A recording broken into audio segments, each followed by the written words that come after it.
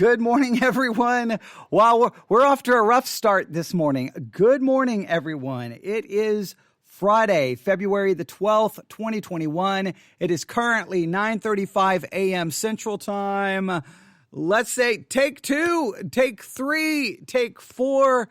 Yes, I'm back live on the air. I was live on the air just a few minutes ago, and then my wife was calling me because she was like, "Hey, where are you? What's going on?" For some reason, there was some miscommunication. I don't know if she thought I was getting ready to leave or not leave, but she was worried because, well, I've made it here to Victory Baptist Church located here in Ocala, Texas, and everything is covered in ice. We had kind of a mini ice storm the other day. We have a chance for some major snow coming. So this was kind of like my window.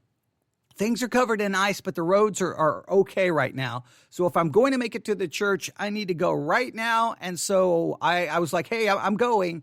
And there was some miscommunication. So she was calling to like, where are you? Are you okay? What's going on? So I'm here at Victory Baptist Church. We've got major winter storms coming. And so what I want to do is take this opportunity right now while I have a chance to do as many hours of live broadcasting as I can. So that's what's going on. Yes, it is Friday. It is February the 12th, 2021. It is currently 9:36 a.m. Central Time, and I have a lot to talk about this morning, all right? But sadly, what is sad about this right now is I have to start off with really some depressing news. I have to start off with some discouraging news. I have to start off with some news that's made me very frustrated. And to be honest with you, it's made me a little depressed, to be honest with you, because it's made me feel like, what's the point? What am I even trying to do? What am I even accomplishing? Why am I even putting forth the effort? I should just give up, stop, because why waste my time? But that was my emotions talking. And if you don't know this lesson, even though I know this lesson, I forget it every day. You can't let your emotions be the engine to your life. You can't let emotions be the thing driving your life, because emotions will take you way up high and bring you come crashing down. So I'm trying this morning to set aside all of my emotions, come here to the church, turn on this microphone, and do what I can do. Look, there's things I cannot control. I can't control if people hear this, if they're going to like me or hate me. I cannot control if I'm going to get 5,000 downloads or only 10 downloads. I can't control what what podcasting platforms may do. I can't control what YouTube may do with my messages. There's things I cannot control. I cannot control how people out there who hear my programs may attempt to attack me and silence me. I cannot control any of that. What I can control is that I can drive right here to the church. Obviously, I can't control the weather. But when I can get here, drive right here to this church, walk right through that front door, come right back here to where all my podcasting equipment is set up, hit the big red go live button, and do what I can to talk about what's happening in the American church, try to warn Christians, try to point things out, speak the truth, do Bible teaching, Bible study exercises, devotional messages, sermons. I can control that. I can't control what happens after that. I can do all of the teaching, all of the commentary, all of the speaking truth, exposing things, doing everything I can. But after that, it's out of my hands. It's out of my control.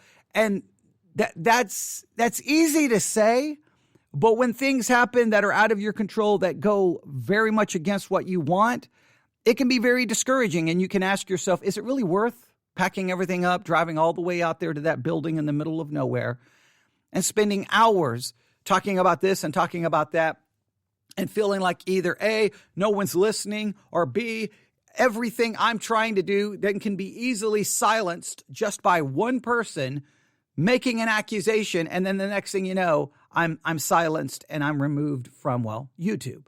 Like that makes you realize what is it worth it? Is it worth it? But that's my emotions talking. So I'm going to tell you what's going on, and just so that you know, and then we'll get to the rest of today's live broadcasting. As always, if you would like to listen to us when we're actually live on the air, please download the Spreaker app. That's Spreaker, Spreaker. You look for Theology Central, the VBC Bible Institute, VBC. Subscribe to all of them. And then whenever I'm live on the air, you can hit the little chat icon and you can chat with me and add your 2 cents in your comments. Or you can say mean things to me as well. All right. So whatever you would like to do. And then, of course, we are available on pretty much every podcasting platform on the planet Earth. But I think our time on YouTube may be coming to an end because we are in a very difficult situation that I thought was going to be able to be rectified, but I was wrong because YouTube has rejected my appeal. And then I think the writing's on the wall. Whoever is after us, they now know how to silence us. And I think it's going to happen. I have a feeling, I could be wrong, but I have a feeling within a month or so, we're going to be gone. And it's really frustrating. And I have no power. I have no say so. But let me tell you what's going on. All right. Here's the situation. On January, let me pull up the date because I want to make sure I give you all the correct dates. On January the 3rd, 2021, January the 3rd, 2021, I did an episode entitled The QAnon Deception Part 1. The QAnon Deception Part 1. In that episode, I took a radio program that was talking about the QAnon conspiracy theory. It was an interview. They were talking about it. They took some phone calls about the QAnon conspiracy theory. And I took that radio program's segment. I think they used an entire episode. So that radio show's episode, and I took it, and then we listened to it, and then I offered analysis, and I offered thoughts, and I offered perspective, and I really emphasized, as I always do, that look, QAnon conspiracy theory outside of the church is one thing. It's when it comes inside the church that I get upset. When it comes inside the church when we should be bothered. And as Christians, we have to stand against the QAnon conspiracy theory, infiltrating Christianity, and listen, redefining Christianity.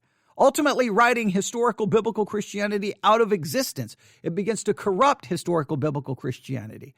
So I did that episode. That episode was uploaded to every podcasting platform on the face of the planet. And there were no issues. Oh, there were QAnon people who did not like it. There were QAnon people who emailed me and made, some pretty serious threats. But okay, whatever. That happens to me on a pretty regular, consistent basis because I tend to tick everyone off. So I didn't give it much thought. And then I received a message from YouTube that episode had been removed by YouTube from YouTube because, are you ready for this? It contained harassment and cyberbullying. That somehow in my episode, I had harassed someone and was engaged in cyberbullying. Now, I don't know who I supposedly harassed. I don't know who I was cyberbullying. I guess, is QAnon now, QAnon conspiracy theory? If I attack the conspiracy theory, is that now cyberbullying? Is that now harassment? I mean, QAnon conspiracy theory, not a person, but the theory. Is that? I guess so. So I was like, wait, what? How did this happen? So someone clearly filed a complaint that my episode contained harassment and cyberbullying, which was ridiculous. So what I did was I filed an appeal. And I'm like, wait, this was simply me reviewing a radio episode in regards to the QAnon conspiracy theory. Yes, I believe the QAnon conspiracy theory is dangerous. And look at what happened. Look at what happened at the Capitol building. I think I will stand by my belief that it's a dangerous conspiracy theory that should be exposed and should be condemned and should be spoken against. But I did not target anyone, harass anyone, bully anyone, and this is a false accusation. Right? Weeks went by. I mean, that's January the 3rd. Well, I don't know what date they removed it. I'd have to go back to my email. But somewhere, not long after it, they removed it. So now here we are, February the 12th. Finally, I get a response from YouTube. I finally get a response from YouTube. Let me find it. It's right here. Here's the response I received from YouTube. Hi, Victory Baptist Church. We have reviewed your appeal for the following content. Video, the QAnon Deception Part 1. We reviewed your content carefully and have confirmed that it violates our harassment, threats, and cyberbullying policy. We know this is probably disappointing news, but it's our job to make sure that YouTube is a safe place for all. How this affects your channel. Number 1, we won't be putting your content back on YouTube. Number 2, if your appeal was for a warning, you will not be given another warning in the future. So we now no longer get another warning in the future. No more warnings. If your appeal was for a strike, that strike will remain on your channel. You can find more information about warnings and strikes at the YouTube Help Center. Sincerely, the YouTube team. Now, I have no way to say, well, what did I do? Could you point out could you point out what I said that was considered harassment, cyberbullying, or a threat? Can you, because if you can point it out, then I'll ensure that I never say that kind of thing again. Or I can say, wait a minute, that's harassment. What are you talking about? So I don't know what occurred. I have no way to appeal anymore. I have no one I can talk to. They give me no phone number, no email. I'm powerless. And I have a friend who has a big YouTube channel, and he said, like, welcome to the world of YouTube. This has happened to a lot of people. Well, that's sad that it's happened to anyone, but it begins to just make me think, what am I doing? Now, speaking against the QAnon conspiracy theory, that gets you silenced. I thought YouTube and all of these places were worried about the QAnon conspiracy theory. I thought they were concerned about the QAnon conspiracy theory, but it appears, no. I guess they're not too worried about it because you can't speak against it. It would be interesting. I'm almost positive that the original program that we were reviewing, that original radio show episode, that episode is on YouTube. So the original is on YouTube, but my review of it wasn't. And trust me, that the radio program that I reviewed, they were opposed to QAnon conspiracy theory just like I am. So, and that dominated the majority of that episode. So I don't know what to do. Now, on one hand, I try to tell myself, well, you know what? It's just YouTube. We don't even make videos. Our episodes just automatically get uploaded there, so it's really no big deal. You only have 75 subscribers on YouTube anyway. They make up a small portion of your overall listening audience. Yes, it's been growing slowly, but come on, you're not the YouTube person. You're the podcast person, audio podcast, and your stuff is available everywhere. So don't worry about it. But I have to worry about it because if it's that easy to ultimately have one of my episodes removed, then it won't, I'm not going to stop speaking against QAnon. So that means how quickly before I'm completely just deplatformed and removed? How quickly?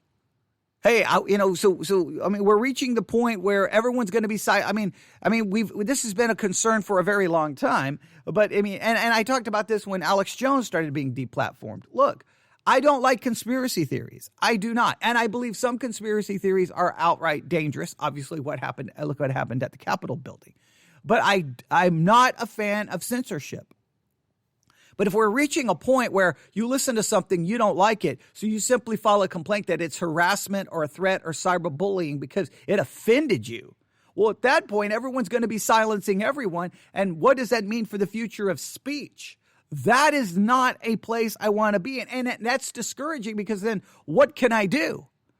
I want my content everywhere because look, and it's just crazy because see, it's not the big YouTube channels. It's not the people who have power and influence. They have the ability to defend themselves. They have the ability to get noticed. They have the ability to bring it to national attention. I'm a nobody. So YouTube could care less what I have to say. They're not going to listen to me. I'm nobody. But so that means the smaller voices get silenced and the bigger voices are able to defend themselves. The bigger voices are able to continue to say whatever they want to say. They can say what they want to say, whether true or false. They can say it, but the smaller voices, we get silenced. We get told to shut up. We get told to go home. We get told that your content's being removed because we cannot defend ourselves. Don't you see how dangerous that is? Sometimes it's the smaller voices that need to be heard. We'll put it this way. The smaller voices should have the same rights as the powerful voices, right? The freedom of speech should apply to me sitting in an empty building in the middle of nowhere, Texas, as it does some powerful ministry that makes millions of dollars and can hire lawyers and can defend themselves and can get immediate national media attention. It should apply to them, but what about us, the smaller voices?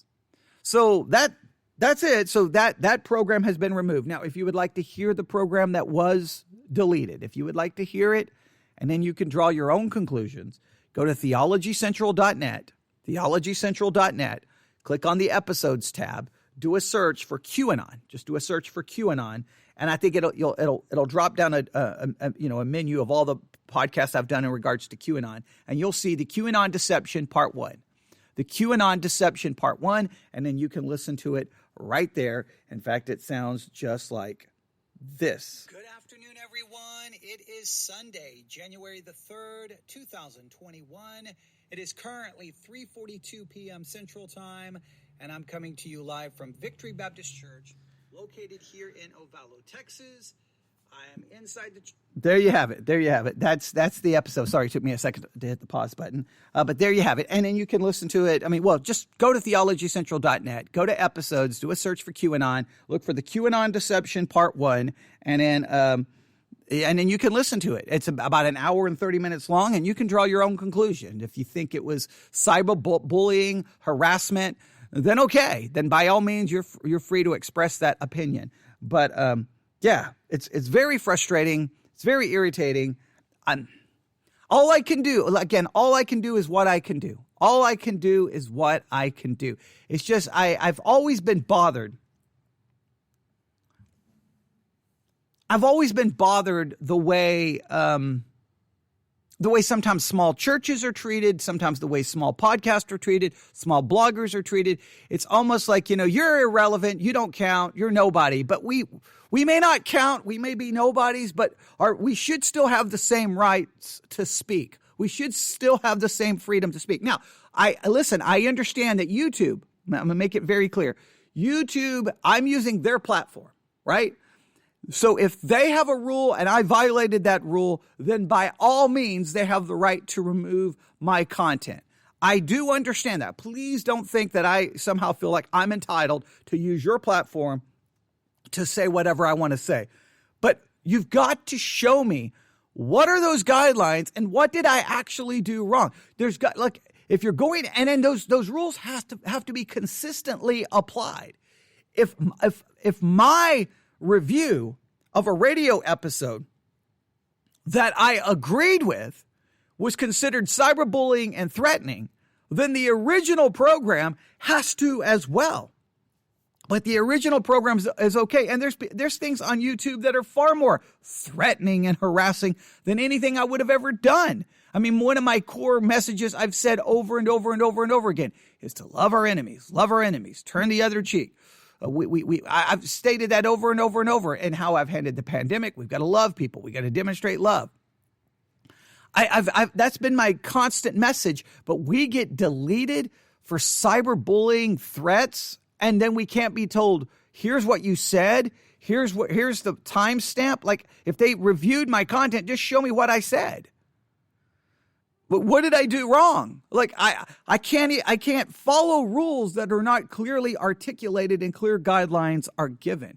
So it is extremely frustrating, again, because, I came here, I spent an hour and 30 minutes plus on that episode.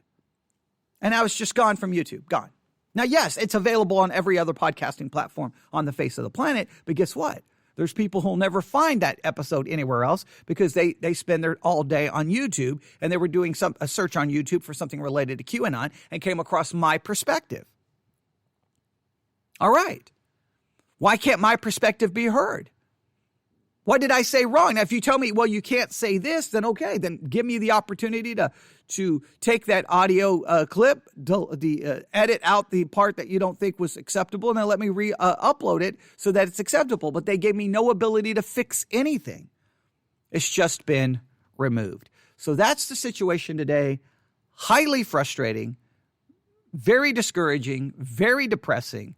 Makes me feel like, what's the point? But again, I can't control any of that. But I at least wanted to give you a heads up. I apologize for the rough start. We were live on the air. My wife called. That messed everything up because of miscommunication and because of concern about, I'm out here in the middle of nowhere and am I going to be able to make it back home? Hopefully I can make it back home. I know my sister in Christ in Ohio who was concerned about, because she saw the reports of the massive car pileup that happened near Fort Worth. Over 100 cars involved. Over I think 8 people have passed. And we definitely need to pray for the family members who lost loved ones yesterday on a highway near Fort Worth, Texas. And the situation is out here, it's not snow, it's just ice. It just turns the roads covered. I mean, they just become covered in ice. And it's like, it becomes very difficult to drive. We had another pileup happen in the Austin area yesterday. I don't know if anyone died in that one. So, yeah, it's so my wife was concerned. So she called and I was live on the air and that messed everything up. And then I got ready to start again and my microphone wasn't on. So, yeah, a very rough start. I guess the rough start really captures just how frustrating I already feel about everything today. But that's the situation. I want to at least bring that to your attention. We'll stop and then we'll come back with some live broadcasts that we need to get to today, and hopefully we can produce some content that will be beneficial. All right? So we'll be back shortly. If you have anything you want me to talk about over the next few hours, email me at newsif@yahoo.com, newsif@yahoo.com, and I'll do what I can. Again, that's the situation. I just think if someone was able to take down a video that quick, I think I just feel like the time is up. I think the time is short for us on YouTube. Whoever doesn't like us, they're going to get us removed, and I don't think there's going to be much that we can do. Let's hope that doesn't happen. But if it does, then elsewhere. If you're listening to us on YouTube, thank you for your support. But you may want to start subscribing to us on another podcast platform. Go to theologycentral.net and you can see all of the ways you can subscribe to us. All right, I'll stop right there. Everyone have a great day. God bless.